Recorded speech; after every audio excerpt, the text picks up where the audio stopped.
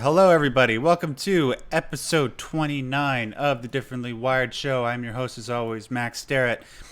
Sorry for starting just a little bit late. We just had to sort out a couple of technical things, but it's okay. We're all good to go. Anyways, before we get into the thick of things, I just want to. Oh my God. Excuse me. This might be a bit TMI, but I had these delicious lamb chops for dinner. Got giving me a little bit of gas, so I'm gonna try not to burp during the stream. That was TMI. Anyways. Yes, please. What? Yes, please. What do you mean? Yes, please. You want to hear me Why burp? not? Oh, why not? Anyways, that other voice that you hear, I'm sure you guys are all familiar with him, but just in case, he is John Tucker, and John is hungry for some lamb chops, I'm assuming. I love lamb. Oh God, lamb is so delicious. Especially, okay, you know what's so great about the lamb I had tonight? Sorry, guys. We'll get to the important stuff in a second. But it makes such a difference when you cook meat on the barbecue, because you have lamb chops and you cook them in the kitchen during the winter months, right? And it's nowhere near as good. It's just not good enough. But when you cook them on the barbecue, they cook them all the way through, and it's just magnifique. That's French. Anyways, so the usual stuff. What do we got to do? Oh yeah, Facebook page. Link to it in the description box below. Just like it. It's not that hard, really. Just do it. If you have a Facebook page and you haven't liked this yet, why not? Come on. I'll be your friend. Anyways, this is kind of cool. I updated the Discord graphic that we normally have at the beginning of every show, just to help people out when it comes to navigating the place. So, John, if I'm not mistaken, I think we've had a lot of growth this past month, and especially this past week. So, last week I said we had 500 members in Discord. Well, now we're at, I think, 550 plus. So, Oh, that's good. yeah, it's really good. Yeah, don't if you look on the right side of the screen, you'll see a whole bunch of avatars with no names. I just edited them out because I want to protect the innocent, as Tupac would say. We'll get to the whole call and sign up thing when we actually get to that part of the show. But yeah, this is our Discord server. If you want to join it, just make sure you click on the link in the description box below. We would very, very much like to have you. We have a great community going on over here. And also, we are currently looking for more moderators. A few people have volunteered, and to them I am very grateful. But if you guys want to join in, let me know. If you want to be a part of maintaining a healthy, calm community for the differently wired people out there, just let me know by joining the Discord server and messaging me directly. It wouldn't be hard to find me. If you just look at the right side of your screen, you'll see my name with the little crown beside it, because You're the king. yeah, I'm the king. Where is that from? Oh yeah, Chris Walken played King Louis in the Jungle Book. Anyways, just one other thing I want to show you guys before we get started. John, this is going to take a second for you to show up on your screen. I'm pretty sure you have the live stream open. But I just want to show you guys this piece of artwork that a lovely young lady from Hungary made for me. Her name's Eliza. And basically, she's a very, very good artist, and she offered to do a bit of fan artwork for me. So if you look on screen right now, it's basically all my favorite things combined into one. To people who aren't familiar with some of the franchises that I like, you might be looking at this and be wondering, wow, are you going through your H.R. Geiger period there, Max? But no, what it is like all these different figures are all reminiscent of my favorite gaming franchises. So you can see Shadow of the Colossus in there. You can see Pyramid Head there from Silent Hill. If you look at the left and right side of the screen with the strings coming out of those big guys' hands, that's from Death Stranding, which is coming out in November. And then I, of course, am a blend between Raiden and Solid Snake from Metal Gear Solid. Oh, and Death Stranding, because I got the little thing on my back. So, John, can you see it? Yeah, I can see it. Yeah, it looks pretty dope, doesn't it? Quite interesting, yeah. Yeah, she's Eliza, because she's from Hungary. She offered to do me some more artwork in the future, and I hope to display it for you guys. She's very talented. Oh, and I know I keep saying this, but really, this is the last thing. John has to go at 7:50, so we got to keep the show a little bit more compact than usual. So, let's jump right into the main topic, fatigue. Now, who was it that suggested this topic to me? It was somebody in the aforementioned Discord server. Where is it? Enviro. Enviro suggested this to us. Thank you very much, Enviro. Yeah, so this might be a little bit of a retread of the second video in my Truth About Asperger's series, but it's really important to get across to people how, you know, because physical fatigue exists. Obviously, this is something that it's obvious, you know, as obvious as water is wet, and fire is not your friend, as I learned at a very young age. There is also such a thing as mental fatigue, and it tends to disproportionately affect people that are neuroatypical. It affects people that are neurotypical, but atypical people especially. John, like I'll sort of give a retread of some of the things that I've said in the past about this, but I sort of just want to pass this off to you to sort of give your unique perspective on what causes mental fatigue in differently wired people, and maybe some examples that you've come across. Sure. Well, one of the things that quite often happens with differently wired folks is that they're hypervigilant. They have had trauma. It could be early trauma. It could be ongoing trauma. Their lives can be rather traumatic if they're faced with a lot of stresses and strains. Their senses are often highly affected. They're attuned to loud noises and not so loud noises or bright lights. So that causes their brain to be kind of working hard. So just walking down the street, if you're differently wired, is more work than it is for your friend that you're in class with. It's more work. So living is tiring. And the trauma part of it had caught my attention some time ago. So I went to a Boston conference last year, and I got interested in the various therapies that are used, not because I'm going to be a therapist, but because I want to understand how I can send clients when they need certain kinds of therapy for the trauma. And I'm deliberately mentioning the trauma because I think that's where a lot of the fatigue comes from. So I happen to be reading a book on one of the therapies for trauma called Sensory Motor Psychotherapy by Pat Ogden, the person who came up with the concept. Now, there is a sensory motor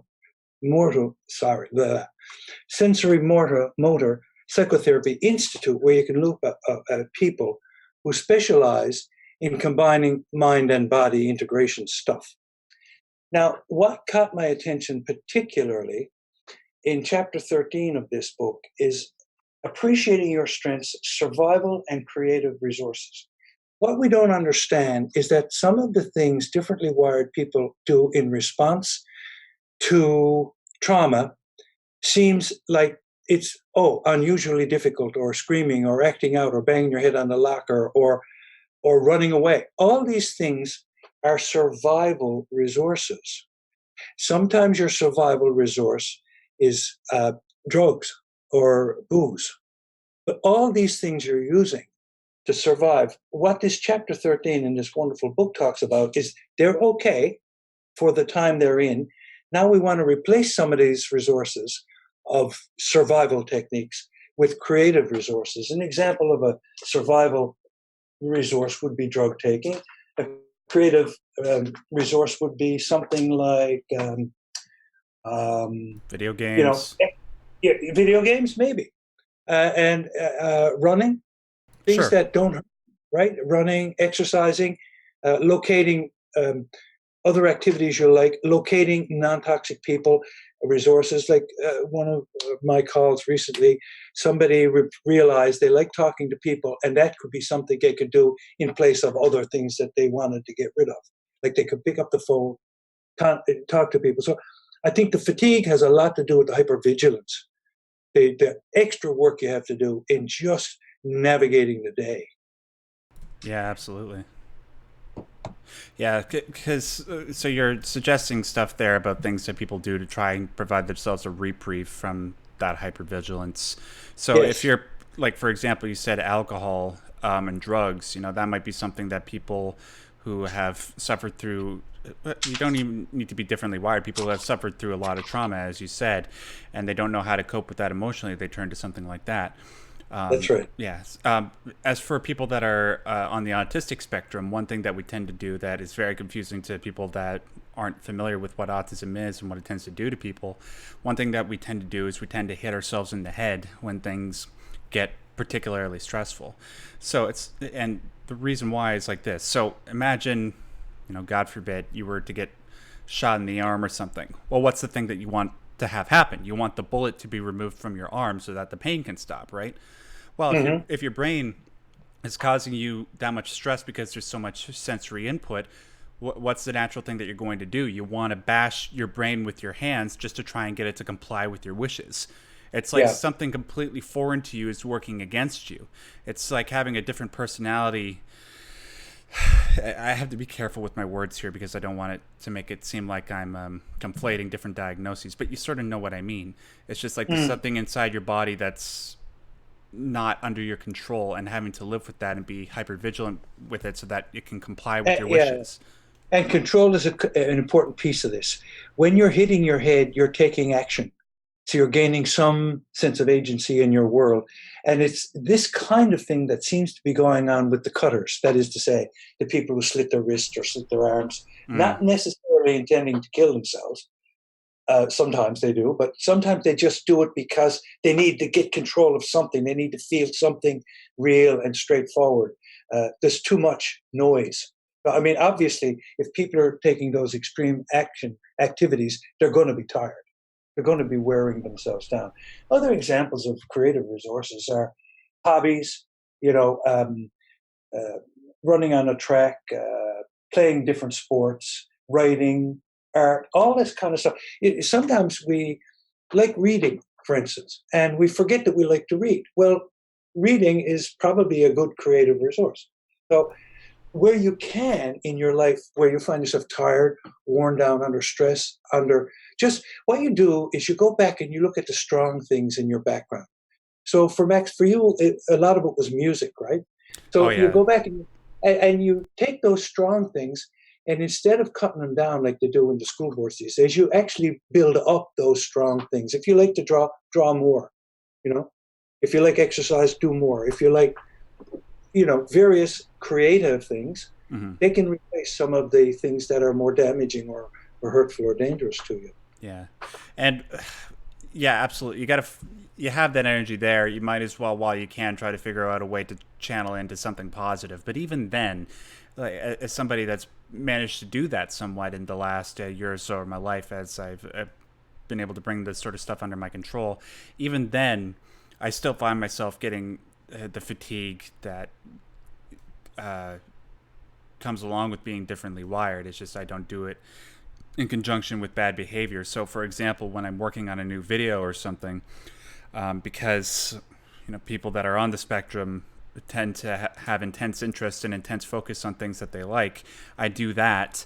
But then you get to the point where you just become so mentally exhausted that you can't do it anymore. Well, even then, I still find myself wanting to do it because I got stuff to finish, right? But you have to recognize when you sort of hit that point mentally, and you have to allow yourself to be able to step away and decompress. That's something that I find to be the case with a lot of the people, especially the people that I talk to in my Discord. They have these intense passions for certain things that they don't know exactly when to stop doing it, or when it can be potentially harmful. Some of them play Minecraft. This is just one example. And they can get so into creating this fantastical thing that they've lost sleep, and they've lost sight of their responsibilities and priorities.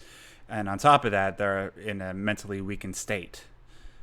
Well, it's not uncommon for creative folk to get wired and fired up about something. So it is very common for artists who are, creating some beautiful work of art to be at it for a long time and stay at it a long time. So that's not unusual. So I think the strategy there is to find small ways that you can help yourself pause, take breaks for this or that. Somehow or another, develop strategies around it.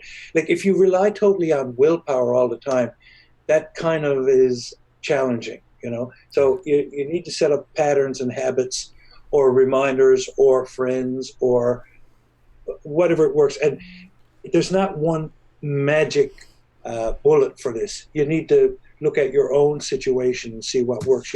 something you might take a break and do music, or you might take a break and run, or you might take a break and phone a friend, or whatever the case might be. Yeah, this is exactly why we keep emphasizing the importance of routine for differently wired people. It's because once you have that so firmly integrated into your everyday life, you don't really have to think about it. Once you find yourself so dedicated and focused in on being productive at one thing, once a certain time comes around, you instinctually allow yourself to just step away from that, do something else, and then come back to it later and have almost the exact same creative force that you had a couple hours prior, leading to better work overall. At least I can vouch for that because I've done that myself. I'm currently working on a new video. Oh God, John, I got to introduce you to this. I got to find some way to present. What? To me, the videos are all a partridge in a pear tree. I have no idea. Right, no, but like there's this video game that people have been recommending to me called Hellblade, and what's so magnificent about it is it's basically an interactive way of showing people what it's like to live with psychosis, and it's an absolute work of art. And I think that even you, as somebody who has no interest in video games, you would be blown away at just the way that such a difficult concept as psychosis, trying to get somebody to empathize with somebody who has that, how well it's done. And at the moment, I'm working on that. I'm actually working on 2 videos around that game. And what I've had to... As long as it's not a bunch of people rescuing the princess, picking up magic bullets and darts and throwing them over the head and jumping from limb to limb of trees, as long as it's not that, I wouldn't be very interested. Oh, it's absolutely not that. Rather, what it is, it's about basically going through the Nordic version of hell and confronting the goddess of death, Hela. And it's a metaphor for confronting the shadow in a Jungian sense. If that Do they throw things at each other? Sorry? Do they throw things at each other? They don't throw things at each other, but they do engage in sword combat, sword and sandal stuff. I know it. Super Mario rides again. I knew it. Man, John, why you gotta stereotype all gamers like that? I'm offended. Good. We're supposed to be inclusive here, John. Come on. All right. Anyways, I see how it is. Sorry. I got. Why do you have to be such a racist? Anyway, I'm kidding. I'm kidding. Anyways, that's. I didn't know gamers were a race. We definitely are. Okay. Yeah. Okay. Now I'm starting to make sense. We're a race. We're a species. We all run around with red caps on the top of our heads and fake mustaches and go Yahoo! All right. So that said, for the main topic, guys, we do have one mailbag question that we're going to get to before we get to the Colin stuff. But obviously, before we do that, I just got to do the usual stuff, remind you how this all works. If you guys have any questions related to the main topics that we discuss here, or if it's something completely specific to you, we'd love to hear from you, whether it's a question or a success story or a story regarding something difficult that you're going through. We want to hear from you and talk about your experiences on the air. And the way you send in your stories is very simple. All you have to do is send it to this email address that you see on screen right now, which is maxderrat, all one word, at yahoo.ca. So with that out of the way, let's just get to the one email question that we have today. And like I said, we only have one email question because John's got to go early. It comes to us from Ryan. And Ryan writes, "Hey Max, I'm 38. I started really looking into Asperger's, and it really explains a lot of experiences I've had. Logan's email in the 8th episode, Meltdowns, really resonated with me, and it felt like a letter written by me 18 years ago. I had to pause and have a moment as the memories flooded through me like I was strapped to the TARDIS flying through the time vortex."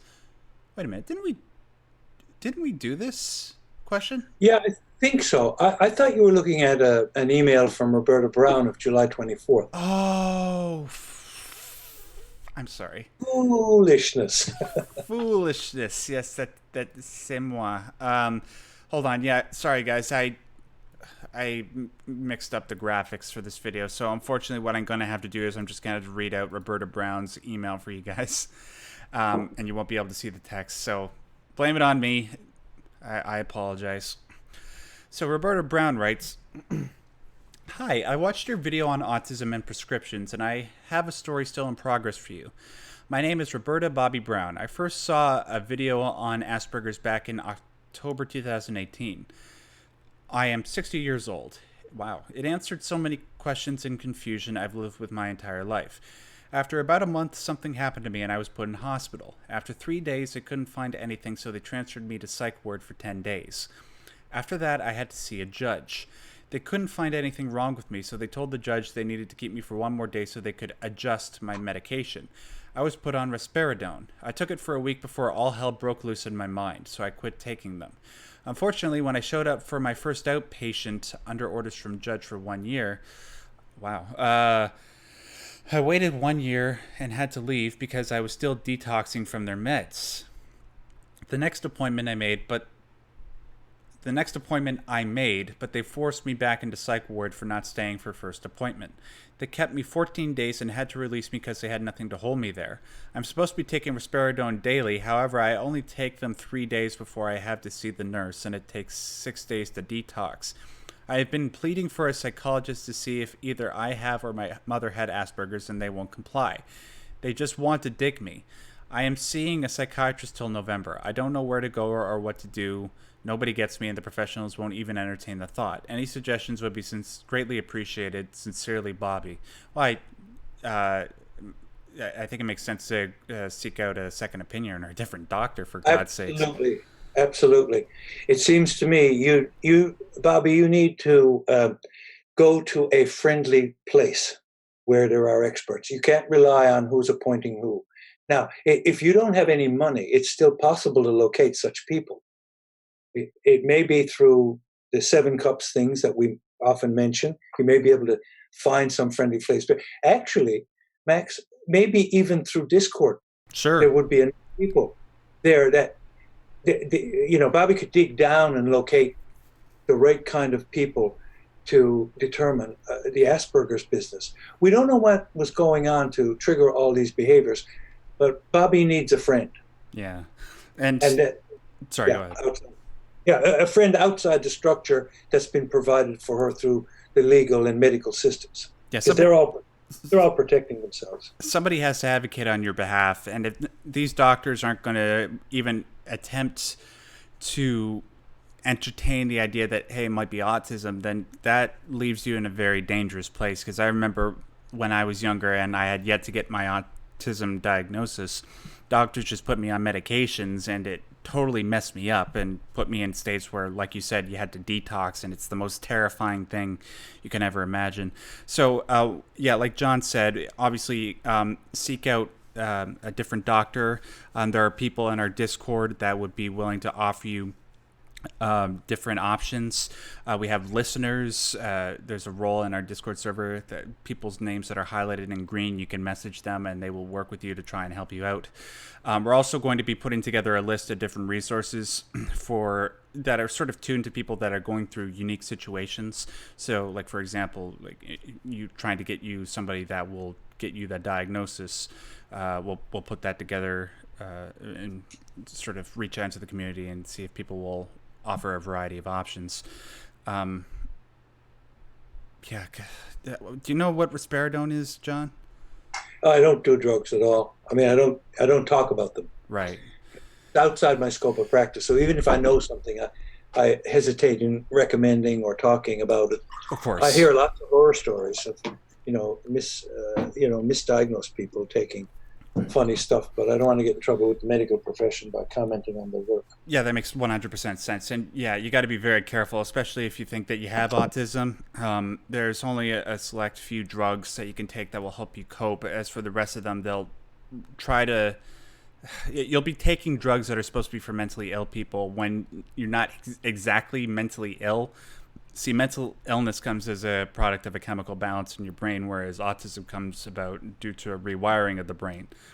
So if you are taking medication for something that is intended for something else entirely, it can lead to catastrophic consequences, as I know and I'm sure you very well know.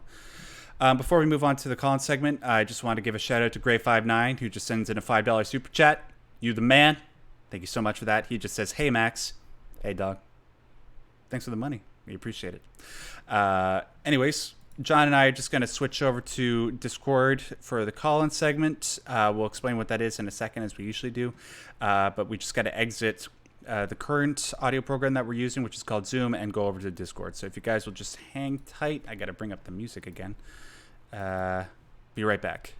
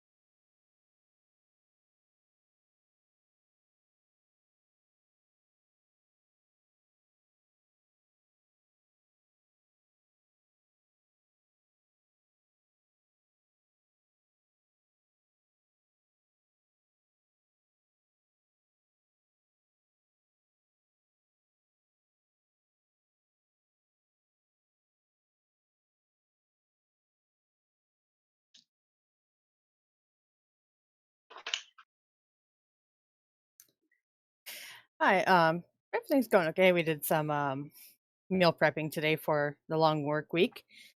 And I'm calling from Oregon. Yeah.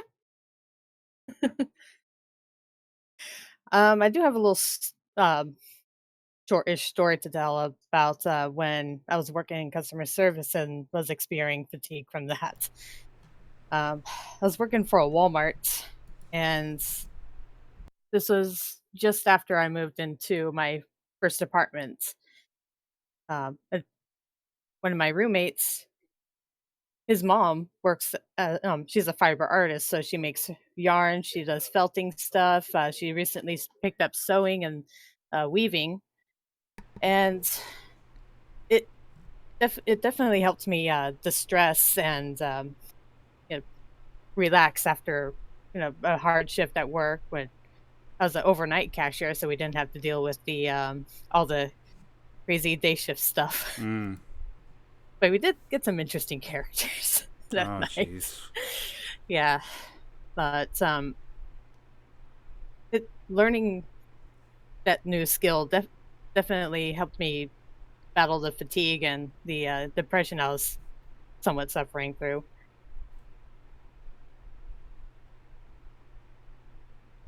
John? I'm here. Okay.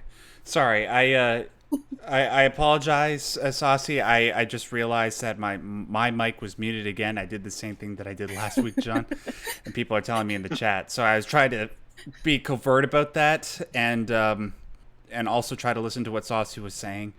So I think I missed a crucial part of what you were saying when I was trying to fix that.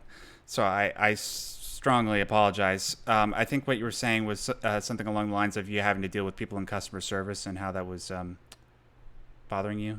I'm sorry. That's all right. This was uh, when I was working at Walmart.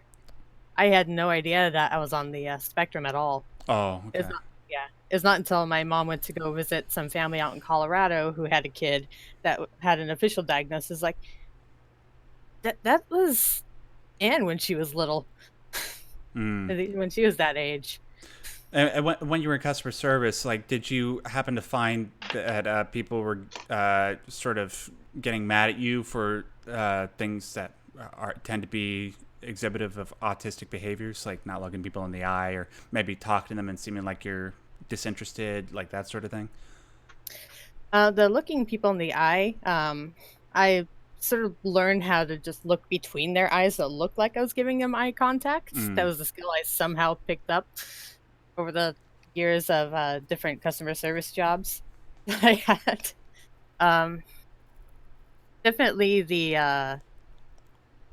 the Aspie rambling, I got in trouble a couple times for Yeah. talking too long to customers or to other people.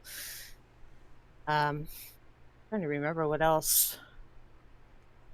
Yeah, because like I remember when I was working at Costco, I got a couple of people really mad at me because I honestly was trying to help them select a cut of meat or something.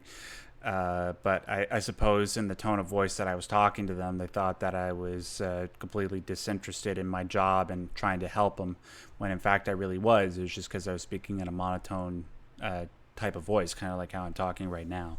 You know, imagine like Stephen Wright trying to sell you a steak or something. That'd be kind. I mean, I'd be entertained, but not everybody. You know what I mean. Yeah. Actually, before I found out that you're on the spectrum as well when you're on HBR, I was like, I think he is. Oh yeah, you used to listen to HBR? Yeah. Oh Or right. I still do, but yeah, that's how I found out about you. Oh, so you've been like, wow, you've been around for a while, listening to my stuff for a while. That's cool. Yeah, in case you guys didn't know, I used to work for a YouTube channel called Honey Badger Radio. They do human rights advocacy over there.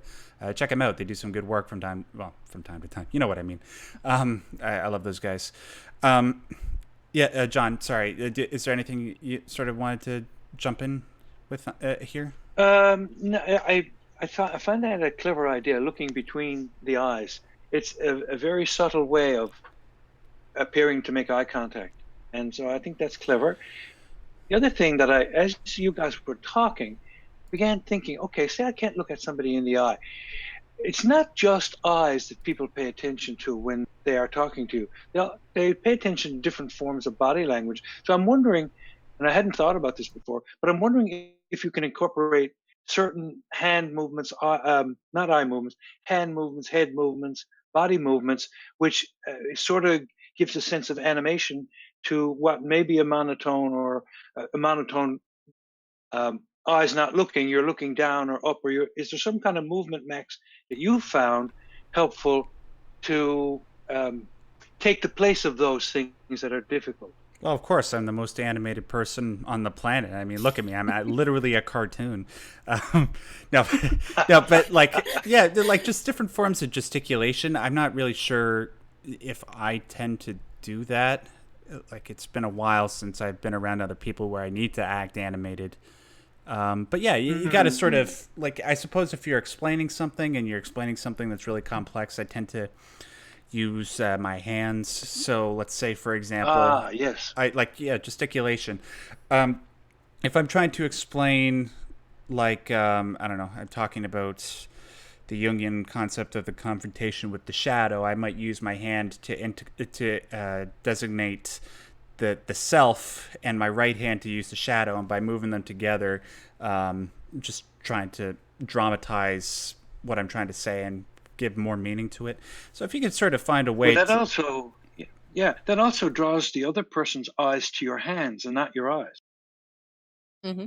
Yeah, I've noticed that when I was using Yeah, my hands to explain. that tends to focus their attention on the movements you're making. So that I would imagine makes it easier in customer service or easier for this conversation. yeah, well, thankfully I don't have to do that very often. But yeah, if you're in a customer service type of scenario, just by moving your body just a little bit, it'll make people pick up on the fact that it's like the fact that your voice might not be all that animated. They'll at least realize that you are trying to help them and you're trying to be helpful.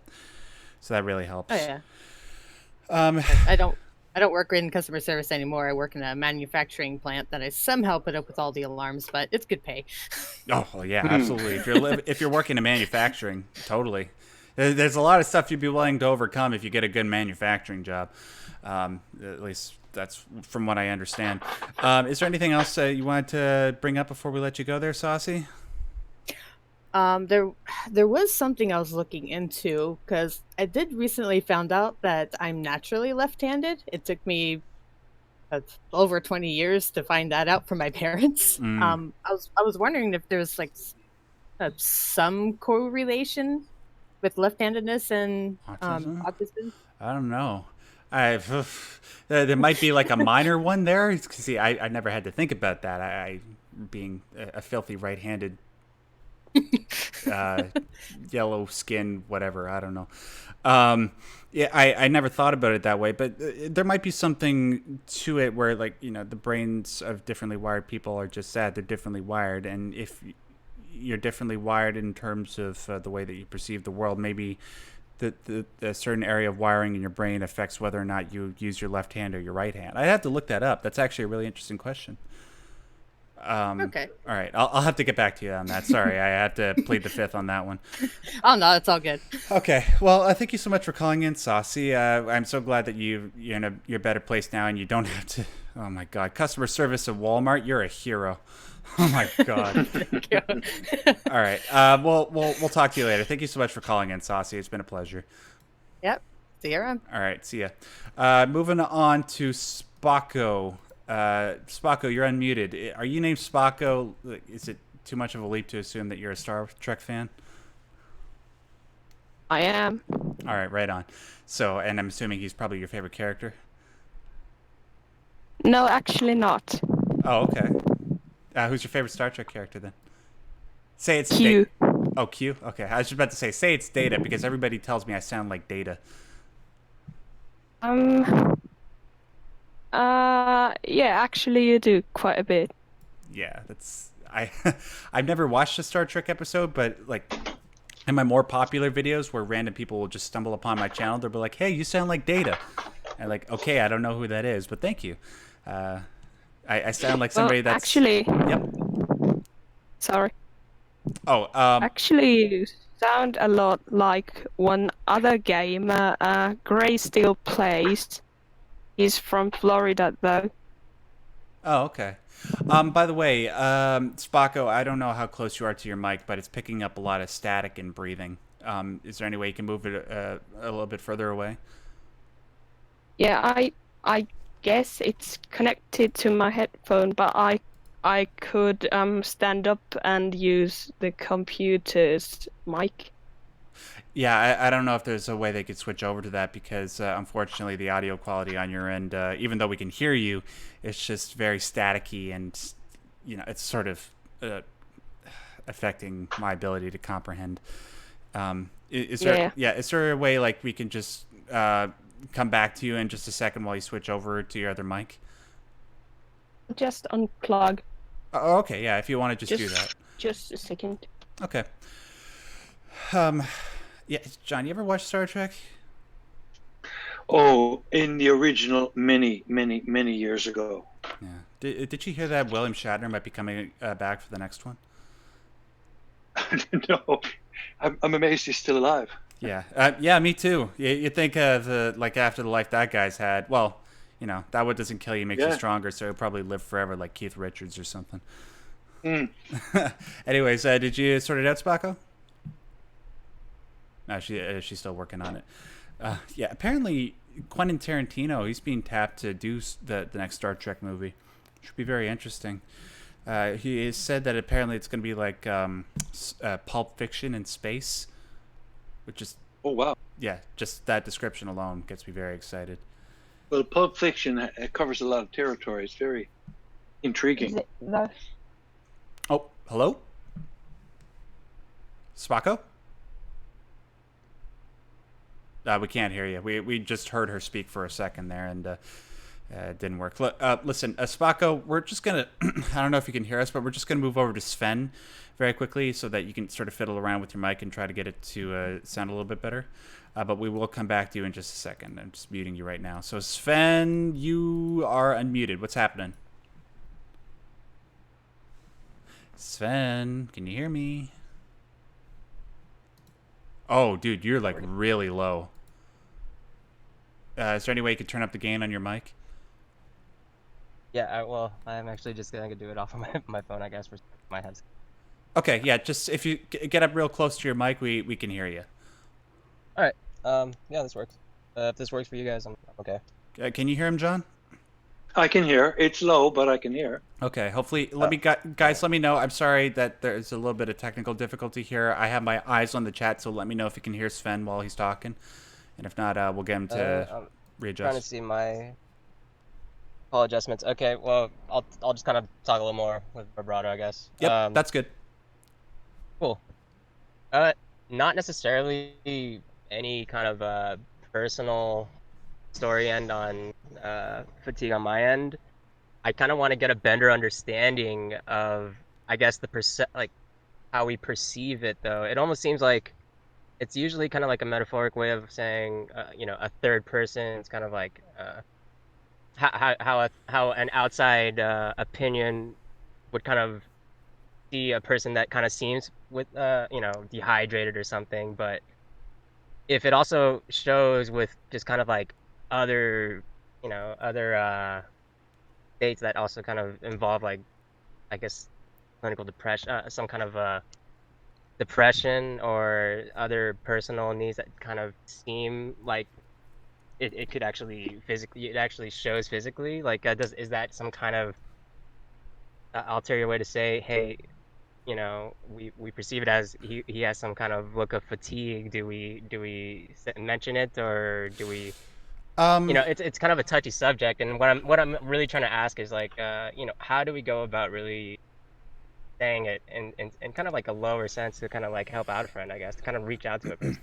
So, okay, sorry. That's Sorry, just to make sure I understood what you're saying. So what you're saying is, if somebody gets to the point where they are mentally fatigued, how does the mentally fatigued person get across to somebody on the outside what's going on the inside, so that they can be convinced that it's real? right, or vice versa. Like, how can we even kind of reach out to them, even so, more so, because it could be something completely sensitive to them, or Right. we don't know if they just don't want to be voiced, voice out their opinion too well. So it's tough to kind of approach them with some aspects from a outside opinion. Okay, that's a really good question. The first part is a lot easier to answer than the second part, although John and I will attempt both. So from my perspective, the best thing that I found works for me is that if I am feeling mentally fatigued, the best way to sort of get that across to somebody is that it's like, okay, I just had a whole bunch of things affecting my brain all at once, and I need to reprocess. So it's like, imagine if you're in a room and, like, there's more than two people that are talking to you all at once, and you're trying to take in all that information, but you can't.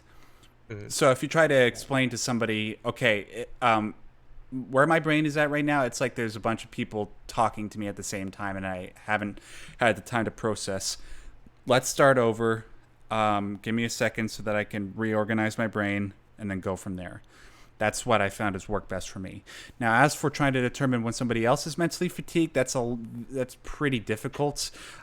What I can, like, just going off of my own experience, trying to think about how I come off when I'm mentally fatigued, just if they sort of look like they're in a daze, if their eyes are wandering all over the place, if their head is in their hands, or if they're covering their ears or something like that, those can all be signs of mental fatigue.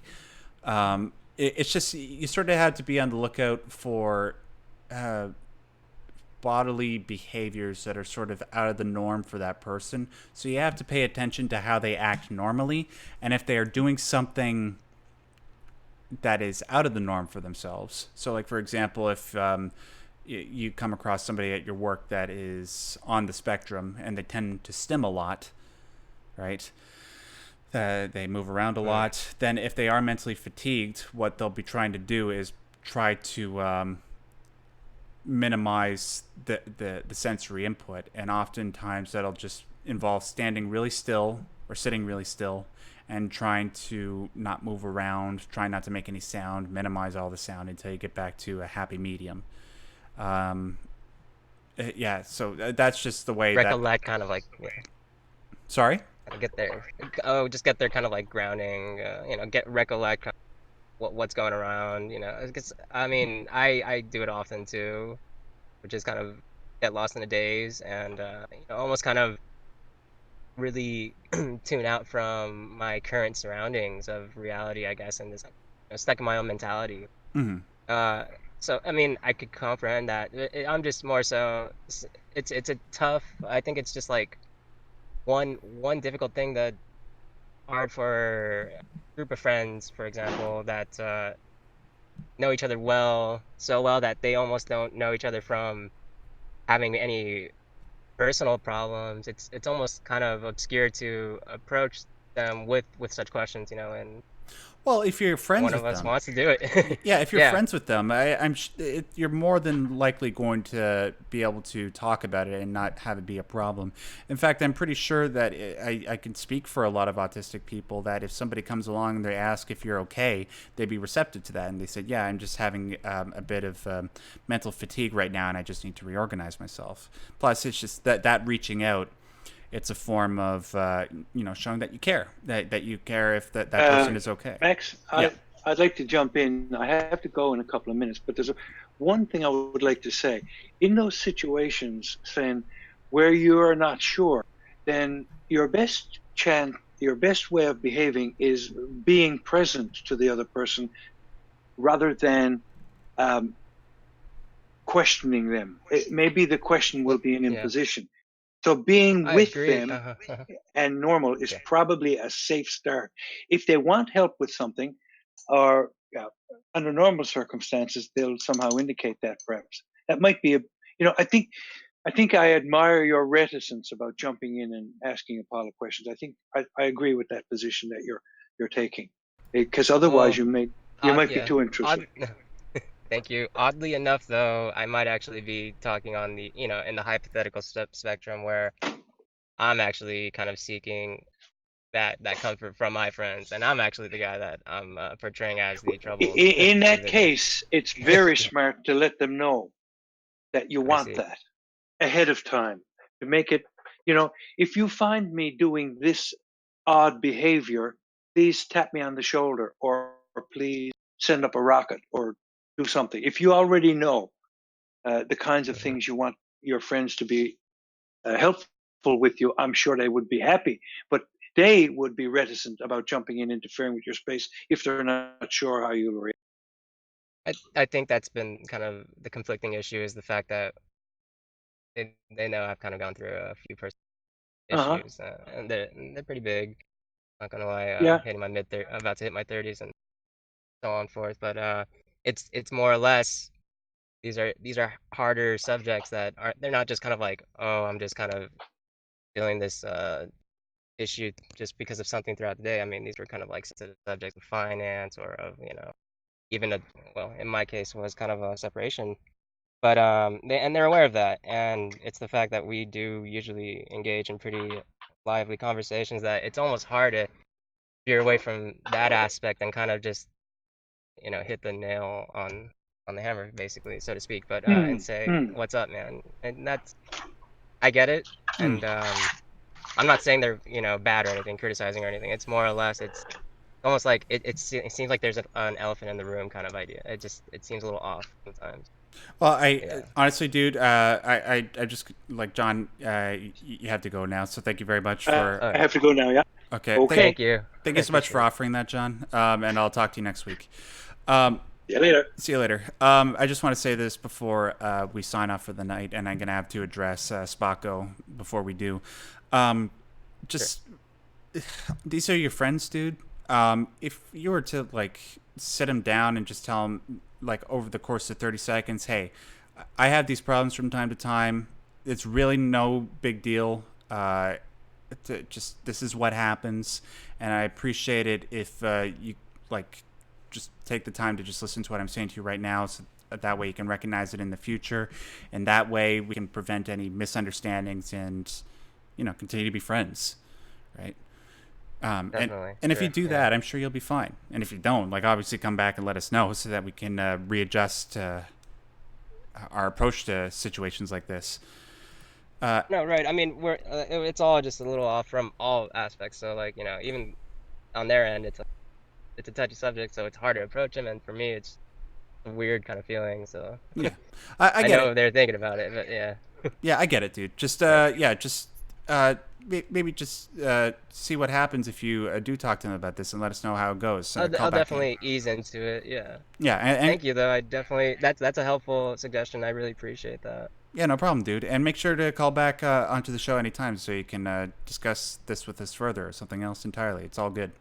Oh, definitely. Actually, I love your video game aspects on everything, and it was actually a lot of your Silent Hill theories that got me hooked. So yeah, Yeah, I got a lot of people coming to the definitely. channel over the last couple of weeks because of those videos. So I'm really glad you enjoyed them, Oh, they're dude. awesome.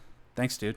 Yeah. All right, so thanks for calling in. Likewise. I got to mute for you having right now and do the end of the show. So, Spacco, I know you're still in the chat, but unfortunately, we have come to the end of the show. But if you want to message me later, so that way we can put you at the front of the line for next week's show. If you want to do it then, we'd be happy to do that. Unfortunately, just with the technical difficulties and the shorter show, we got to wrap things up.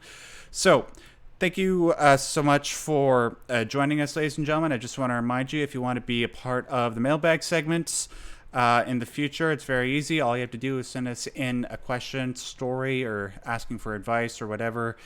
All you have to do is send it to the email address that you see on screen right now, which is maxderrat, all one word, at yahoo.ca. We'd love to hear from you guys, whatever it is, just as long as it's centered around something having to do with differently wired topics, mental health, that sort of stuff. We'd love to hear from you.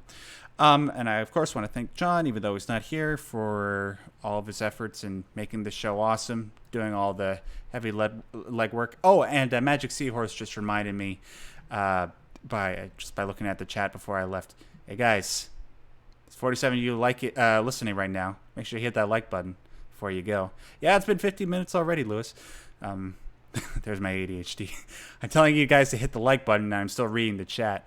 But guys, thank you so much for listening to the show, especially those of you who listen live. The support that you guys give us and the encouragement, it really encourages me to keep going, encourages John to keep going.